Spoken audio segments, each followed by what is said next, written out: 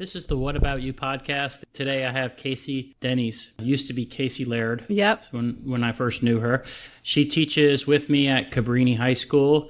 At one point, a long time ago, she was a student here when I was a teacher. I was coaching on the 8th grade. I was the 8th grade basketball coach, even though she knew more about basketball than me. And she was a sophomore on the varsity team at that time. So that's how we first came to know each other. And so she's been teaching here at Cabrini for a while now. Yeah, going on 10. Well, this is my 9th year. Wow. So going into 10 next year. Okay, so a while. So she's been good enough to come on and be a guest. So this is, I think, this is my fifth episode. So we talked a little bit before when we were at lunch, talking about things we might talk about. And a lot of times with a person, I like to start off with talking about their parents and learning about through that way. So could you just share with us about your parents and your upbringing and things? Yeah, sure. So, I kind of grew up in the typical family. Mom, dad were great. My dad was an athlete. So growing up, that was always something that we did together. We did all the sports. He coached my 6-year-old basketball team, and he was screaming things like, get to the top of the key and don't shoot, all these things. I'm like, Dad, none of these girls know what this is. That was kind of my upbringing, and we would play basketball all the time. And which playground? In the backyard. I played at Lakeshore. So I was a Lakeshore girl, go Indians. And so my mom was not an athlete, but she was like my cheerleader, and she drove me everywhere and never questioned anything. And they found ways for me to do what I loved. And kind of looking back now, I'm like, man, we did not have money to pay for AAU and all of these sports things, but I never knew that because my parents just found ways to make it work. And my dad was a hairdresser, and so he would just do customer after customer. He worked all day Saturday, so there was a lot of times where he might not have made a game. And now looking back, I'm like, man, that was such a sacrifice because I know he would have wanted to see me play in those games. And then my mom was the chauffeur that was driving me everywhere and cheering for me. And so that was pretty much my whole career, my whole sports career, even through college. Like my parents would drive up to Jackson and come see me. Where did you go to school in Jackson? I went to Millsaps College. So I transferred from ULL back to Millsaps. I tried to go D1 because, everybody wants to go D1. And that was not for me. I did not have a good experience. So after that, I transferred to Millsaps, and that was my home, and that was great. And what sport did you play in college? So I was a volleyball player and track and field. So I did both. So I played 6 rotations in volleyball, and then for track, I was a thrower. So I threw javelin, a little bit, shot put, and discus. Okay. Yeah. So 2-sport athlete in college, which was cool. And then usually the discus and especially the shot put is a big person, but I mean, you're not, you're not as what I would usually think of. It's usually even a more person with a bit more bulk. A little bit bulk.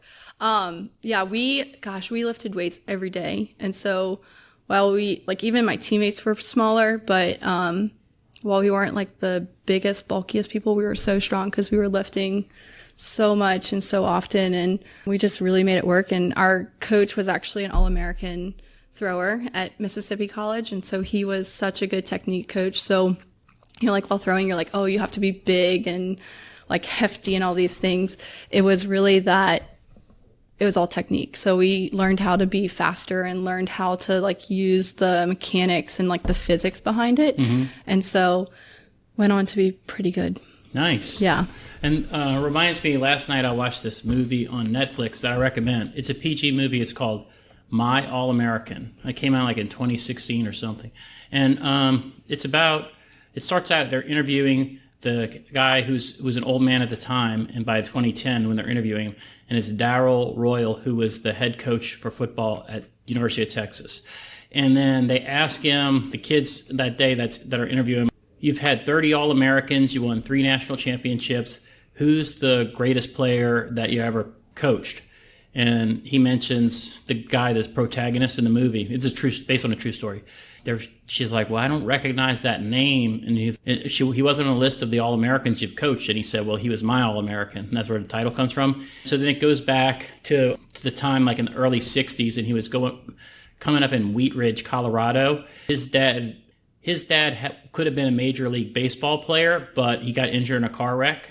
he raised his kid where he wasn't one of these parents forcing kids, but just very supportive, raised them the right way. The kid would go to mass every day when he was in high school on his own, things like that. And after practice, he would just run. This is a Denver area, so what they call the Front Range, and he would run up essentially a mountain, do sprints up that.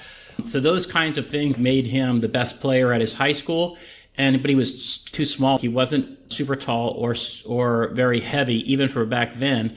And so the schools were just like not passing him by. Like he wanted to go to Notre Dame, they weren't looking at him. His head coach had some sort of connection to the defensive coordinator at Texas, and they came to look at a bigger player who wound up going there. So then he forced that guy to watch a season's worth of film on this guy. Then he flew to Austin. He got offered the scholarship. I won't go into the whole thing. I recommend it. I'm not really big into movies, but it's called My All-American on Netflix. And it just reminds me where your dad and you, sports can teach you so many things. As a teacher, so often when I have an athlete in a class, it's really a great thing because they get out all the daily frustrations, just the daily whatever's built up in our body that we're supposed to just get rid of by having to exercise, which we don't nowadays. They get that all out, and so they're just like naturally calm and chill, and they have more discipline usually where even if they're not great students, they're relatively doing the right thing. And other students that aren't exercising, like I don't get enough exercise, they have all this stuff built up in them and act out, I find a lot. Do you see that? Yeah, I think, the other thing is when we exercise, we increase our levels of all the good hormones, right? Your serotonin and all these things, and oxytocin and the happy stuff, the things that make you happy. And I think one of the things that I see as a teacher so often is these students who don't take care of their bodies by exercising or eating healthy while they're at school. We see like a lack of focus, like kind of like a brain fog. Mm-hmm. And yes. That, like that brain fog is so detrimental to studying and retention, like knowledge retention. And so I think you're right. These athletes who are like forced to work out, right? Hopefully they're doing it because they love it, but they're working out every day. They're getting these good hormones and they're moving their bodies. And then hopefully they're also eating good food that can fuel their bodies for games and practices and those kinds of things. And I think those students just have a natural edge up when we're talking about exercise. It doesn't have to be an athlete, right? But exercise and good nutrition. Walking, could be bicycling. Yeah, it's all of it. You can see like a little bit more like focus and ability to retain knowledge so often that we don't see in these students who are just eating chips and then going home and on social media or their iPads or devices. When I'm not in an exercise mode, which is normally how I've been, then I tend to eat the junk food. Mm-hmm. But when I'm doing a lot of exercise and I come off of the exercise, then I naturally want to go to like a piece of fruit and some water and stuff like that instead of junk food. So I think that also plays in. Yeah. So getting back to, we're talking about you're at Lakeshore. Could you take it from there? Yeah. So from Lakeshore, I played for Lakeshore. I played for my school. Volleyball was kind of my thing, volleyball, basketball. And then decided to come to Cabrini. So like I knew from the second I stepped foot on campus that this is where I was supposed to be. Mother Cabrini was calling me here. And then in 2005, so right before Katrina, probably that summer, my dad was diagnosed with hepatitis C. And so from there, my mom was working at Tulane's Cancer Institute, and she was a research nurse. And so a few of her friends had told her about this trial that was going on for hepatitis C. So my dad and her applied, and they actually got accepted. And so my dad was put on interferon, which at the time, I don't know about it now, but it was almost like a mood altering thing. So the dad who went from being like fun and happy and fully supportive of everything that I was doing, that medicine caused a mental change, and he became aggressive and quick to temper, like quick anger. And his whole personality just kind of shifted. And me being 15, like I didn't really understand that. And so for me, it was just like my dad was angry, my dad was mad, and it felt like nothing I could do was good enough for him.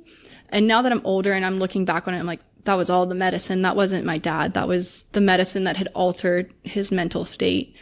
And so I think, we kind of touched on it at lunchtime, but we don't really always want to talk about the mental health issues of people. That's not a comfortable thing to talk about. And then we have to understand that mental health also affects our family. Yes. And it can affect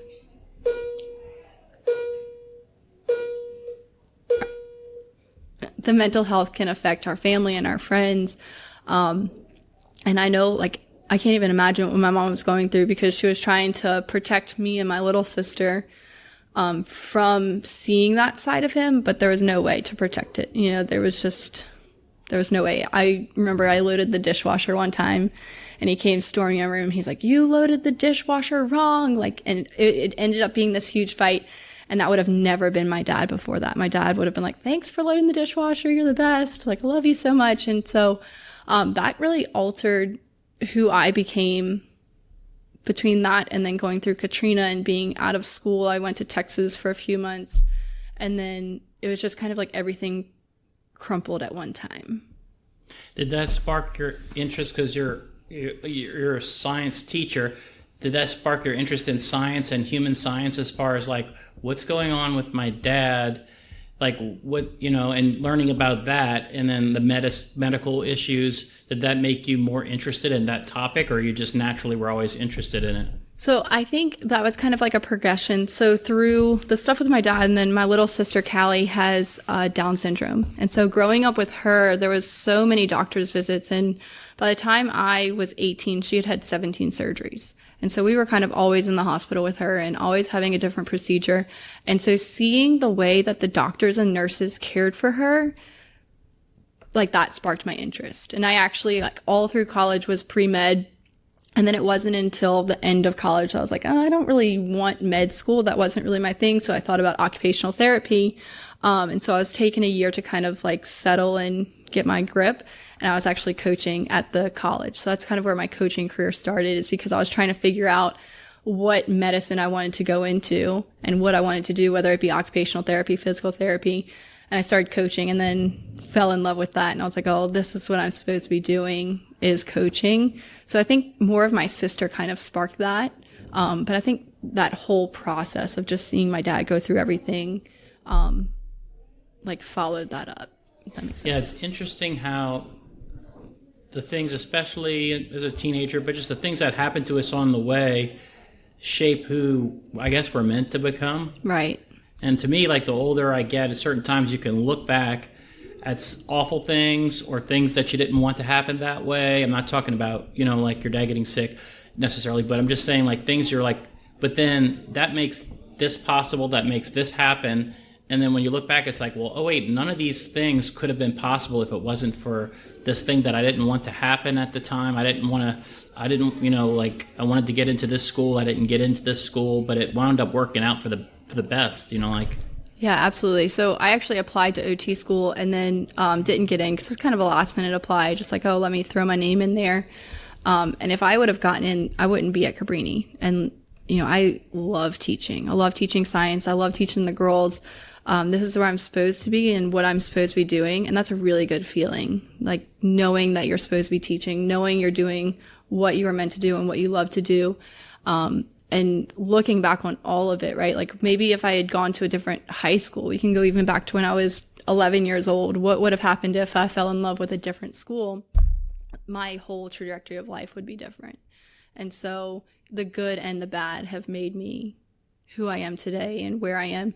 And it took a while for me to figure it out. I was probably 24 until when I got my life together, right? Mm-hmm. I'm doing air quotes right now. That was before you were before I was able to get mine. Mine. I think I got my life together maybe by around the time I turned 29 or 28 or something, 27. It was my late 20s, I know.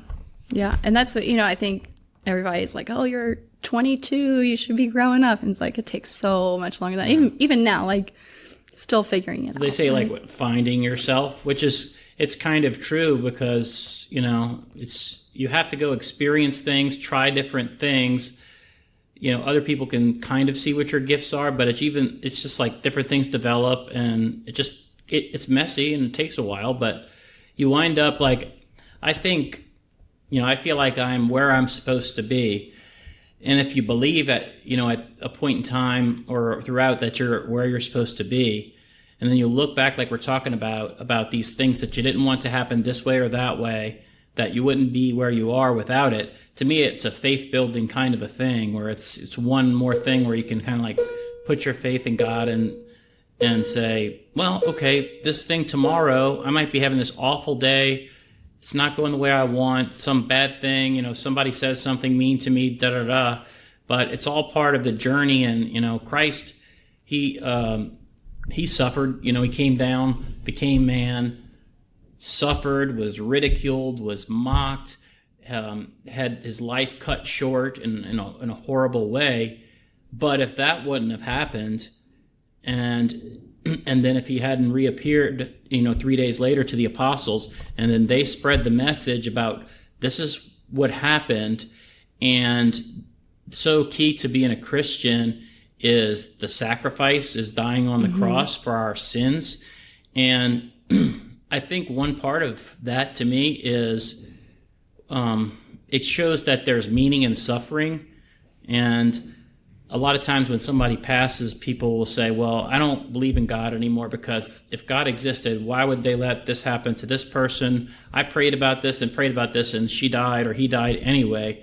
But I don't know if you're ever really believing God in the first place if that's what you believe, because this is just a test. This is just one part of the journey of our soul that we're here with right now, going through it for a reason, the hurts and the joys and everything else, Right. And that's funny because my morning devotional was actually strictly on this that we're talking about. And so it's really funny that you went into that, because God never promised to make our lives full of happiness and love and joy and all of these things. Yes, we have moments of that, but his promise to us is to love us and to show us mercy and peace and faith. And through that suffering, we are able to find that and to find his mercy and find his peace. And we have to go through suffering. Yeah, we do. And even looking at my dad passed in 2012, so it was right before my senior year. And there was so many things, like such a ripple effect. And my first emotion was like, thank you, God, for giving me 22 years with the best dad, even though there was muck in between of him being sick and on this medicine. Thank you for that. And as grief took over, there was times where I was just mad at God, not so much for taking him from me, but taking him from my little sister. Because as having Down syndrome, it was so hard for her to wrap her head around that. And even to this day, she'll get weepy and teary-eyed, like, I miss my dad. And there was so much suffering that went through that, but I know that there's a reason behind it. And looking back now, unfortunately, my dad's brother and his sister have Alzheimer's, and one of them is in a home for Alzheimer's, and it's just so bad. And looking back, I think my dad would have for sure had the disease, and we would be dealing with him with Alzheimer's. And maybe that was God's way of just protecting him or protecting us or protecting my little sister, of allowing him to pass before he had to start dealing with those symptoms in such a harsh reality. Because there was little tidbits looking back now that were like, oh, it was coming. It was coming, like there was just some things that were going on that now we know were the start of Alzheimer's. And going back to where we're talking about mental illness and how the medicines he was taking in 2007 were affecting who he was. I think that's true. Earlier on, we were talking about the food you eat and the exercise. It's the same sort of thing. Like the way I see it, with life is if you just look at the other type of life, plants.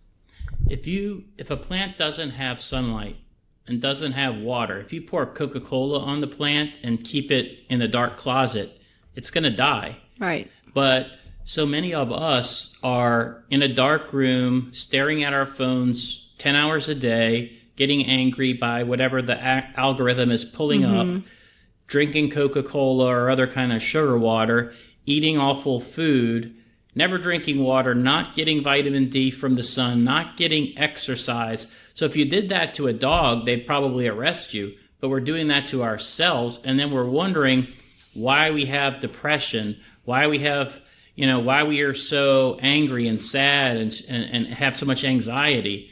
And it's, to me, the answer is so obvious. I mean, humans, for however long you want to say humans have been here, 1,000,000 years or 100,000 years, whatever it might be, we've always for the longest time, we were hunting and gathering. We were out in the sun. We were trying to find water if we can find it, on the move. And then it's just in the last, 50 years really or so, since air conditioning came in and cars and things like that we can stay indoors all the time. And now it keeps getting kind of more and more technology wise, where you can just stay inside. And it's so abnormal for what we as a human creature are designed for. And I don't understand, I guess, why I didn't realize that, and why people don't just look at that and see that's a big part of the cause of some of the things people are suffering with. Yeah, and as a mom, I think it's hard sometimes too. We actually we took away screen time, so my kids aren't watching any TV and no screens at the time. And it's hard. It's hard to cook dinner while you have 3 little kids running around without TV. And you have to be so in tune to what's going on with them. And so I think the easy answer is throw the TV on, and there's always a time for that, right? There's no judgment here. There's always a time for it. But I know for me personally, 30 minutes of screen time will turn into an hour of screen time, will turn into an hour and 30 minutes of screen time, so that I can continue to get stuff done. And, then my kids are addicted to the screens and to TV. And so we've felt the need to kind of cut back on that in our lives, because we want them to be creative. Kids are having a hard time being bored now because they always have something to do or something in their hands. And creativity comes through boredom, right? We took the TV away, and all of a sudden my daughter's building these massive towers with magnet tiles, and my son's behavior is better, and they're working together better. And so I can just see the effects of not watching TV all the time, or hours of TV, that have just kind of benefited our family even over the past week during Mardi Gras break. Something that's happened for me recently, this whole school year, I've tried to get in a little better shape. And so before Christmas, for a couple of months, I was trying weekday fast, 6 a.m. to 6 p.m. But then after we had our break for Christmas, then I got out of that habit and I didn't go back.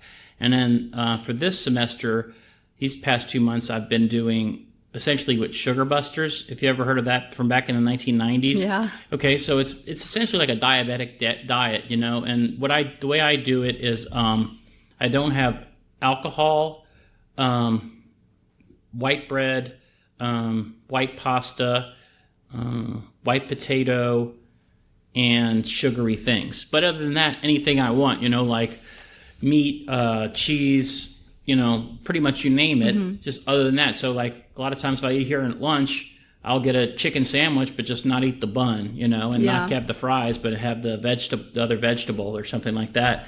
And after about 2 or 3 days, it was in pretty short time, I just noticed a change, and other people have noticed, since I've been doing this for the past couple of months, in myself.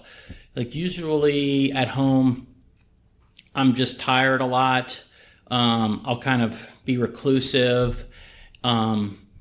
And after I eat, I'll kind of just want to lay down. But since I've been doing that, I'm more outgoing. I'm spending more time and a lot more energy with my kids. I started doing this podcast thing. It's more ambitious and things like that.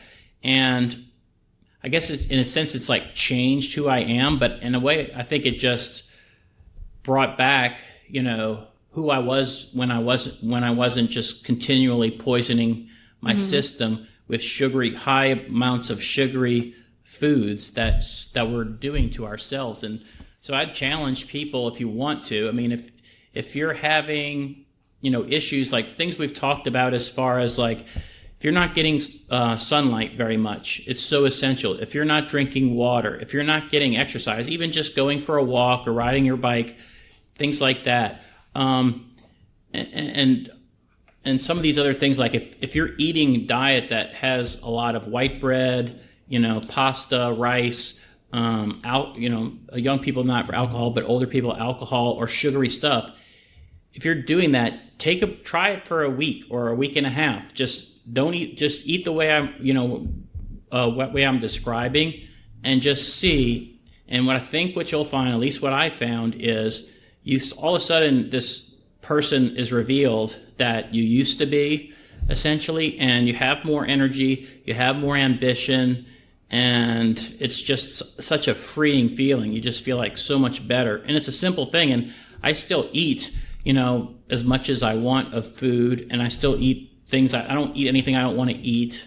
So it's not that big of a sacrifice, but anyway, that's my little soapbox. I like it. I like it. There's so many connections between high sugar intake and mental illness, and that's not always the case. Mental illness is going to be there no matter what for some people. But I know for me, my anxiety and depression will take off when I'm on a high sugar diet and if I'm not moving. And, yes. When I kind of refocus that and cut back on those things, I can feel it decreasing. I can feel myself, just like you said, having more energy, wanting to be outside playing with my kids, wanting to go for walks. And I think people often think like exercise, okay, I got to go to a gym and I got to lift weights and I've got to run on an elliptical. It can be as easy as going for a 30-minute walk with your family. Yeah. Let the kids jump on their bikes and go for a walk.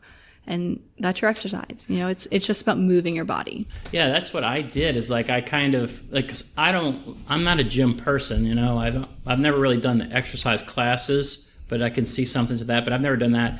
But I have tried to do like the Stairmaster kind of machine, whatever you call it, elliptical, and other kinds of things. And sometimes I'll do that, but I just can't. It's just not for me. And I kind of get bored with it after a time. So I knew that wasn't going to work. Plus, I don't live close to a gym, so I said. I just kind of made a list of what can I do to kind of get moving and what do I want to do. So for a long time this school year, in the mornings I'll do bike ride, might be 20 minutes to an hour, depending on how I feel and how cold it is and this and that. And when you can just feel, for an older person like me, maybe kids already, but I feel like the blood moving through my system. And then when you come out of that, you're kind of in a high type, feeling, and you're like shot out of a cannon almost to start the day with so much more energy than if you're just like waking up and like, oh, I gotta get up and it's doing things that you enjoy. And I think that's key to keeping going with that. And then if you get tired of riding the bike or you start, whatever, then you go to the walks, or maybe you kick a soccer ball with your kids. It's just doing something for 20 minutes or something. You're getting the sunlight and you're getting the blood movement and everything else and those good hormones and things. Absolutely. And then, like we're saying, one thing can build on another in the good way, like that, or one thing can build on another in the bad way, as far as when you're eating the wrong kinds of things. And yeah. And, sometimes it's like a vicious cycle of getting started, but I like to focus on doing like little habits. So, sometimes when we're like New Year's hits and you're like, I want to lose 30 pounds and I want to exercise and I want to read and I want to drink water and all of these things. And I like to do little habits for 30 days. So maybe that's just like, okay, for 30 days, I'm just going to focus on drinking water. And then the next 30 days, I'm like, okay, I'm going to drink water and exercise. And that doesn't mean I can't exercise in those 30 days. It's just not my main focus. So I like to take those like new habits and just build them in small chunks. And if you think about a year of new habits, if you do a new habit every month, that's 12 new healthy habits that you have over a year. Yeah. Instead of trying to jam all 12 of those on January 1st. And you don't even have to like put pressure on yourself. Like maybe there's some new habit you do for 30 days. You're like, oh, I really miss having whatever. Okay, then go back to it. But then what's going to be the new thing I want to try for the next 30 days? Right. And you build a lot of different things, and you feel that the reason you keep doing it is because you're enjoying what you're doing. You're enjoying how you're feeling. And if you backslide a little bit and try those things, you start feeling like you felt. I think it's easier for people once you get a little older to feel those things, because our bodies don't feel as good as when we were young. You can pretty much do anything to your body, put anything in it food-wise, and you kind of still feel pretty good. Yeah, bounce back easier. Yeah, and so I think when you're a young person, a lot of times you don't even realize the effects it's having because you still can kind of feel kind of good no matter what. Yeah. But you're still doing a lot. You still could be that so much the version of you're supposed to be if you were doing some of these things. And then you're building habits too, right? Yeah. You know, if you're 16 and you become addicted to sugar, which sugar is highly addictive, how hard is it going to be to break when you're 25? You know, and so I think if we can think of building those habits young, then it helps as you get older to not have those habits to begin with. You know, and I think it's great to have a piece of cake or whatever. You know, like an 80-20 is the way we kind of try to live our lifestyle. 80% of the time we're eating healthy, we're eating good, but we like to enjoy the food. And, you know, we just got out of Mardi Gras. We ate way too much king cake, but, you know, we like to enjoy those things too. Okay, well, thank you very much for joining us today. I hope that you'll be a guest on the program in the future. Absolutely. All right. Let's do it. We'll talk to you all next time.